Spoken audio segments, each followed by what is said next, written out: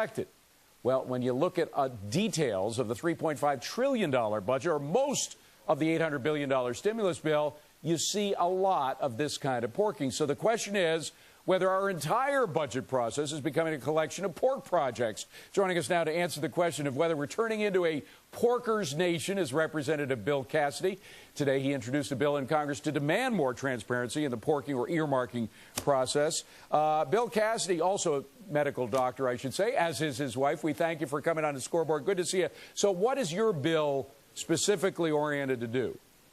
Well, we clearly want transparency when it comes to how these are put out. What this bill does, instead of allowing the legislator to bury the report deep within his or her website, this puts Earmark on the very front of their web page. And so you can go on and you can see all earmarks requested, and then you can see which are actually funded. We also ask the committees to keep a searchable database what earmark requests have come in, tie them to the legislator, so when the bill is released at midnight and we vote the next day, those who have been doing their study can find out what's going down. All right. Now, Congressman, my point, and frankly, it's not just mine. I got the idea from my old buddy Dan Henninger at the Wall Street Journal, who wrote a great piece today in the Wall Street Journal called Earmark Nation. And to put it in a nutshell, he says the whole process by which politics works now is like an earmark, that all these guys inside the Beltway are working to benefit their little interests so they can get reelected. Has he got a point there? I read the same column. I thought it was a great point.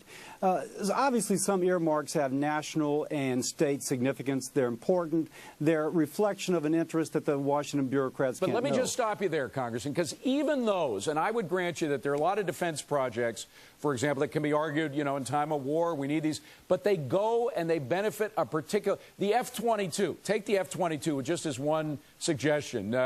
Secretary Gates suggested there's a vision of it. It's a beautiful plane. But Gates said he wanted to kill it after a certain number. Now the communities in which it's being made are saying, no way. The congressmen are putting pressure on everybody there to keep it going. So even sometimes worthwhile defense projects can become pork.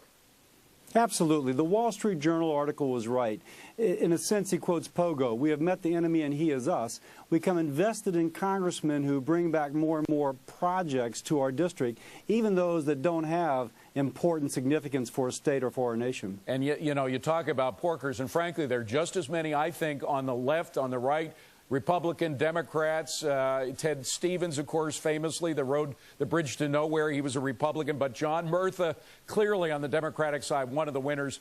And he's famous for a quote in which he says, if I'm corrupt, speaking of a lot of his pork projects, it's because I take care of my district. So he essentially saying I'm beyond the law, that a lot of what I do that normally would be considered bribery, essentially using federal money to get reelected, you know, is okay if you benefit your district. Well, what our bill does is it attempts to increase that transparency. We attempt to empower the press, the watchdogs, and most importantly, the American people, so that if somebody is pushing something like that, the American people at least can shine the light of outrage upon it, hopefully making them retreat from some of the stuff which is most egregious. And Congressman, I got to ask, are you a porker in any way, shape, or form? Well, one, I did not request earmarks in the appropriations bill. No, I did not.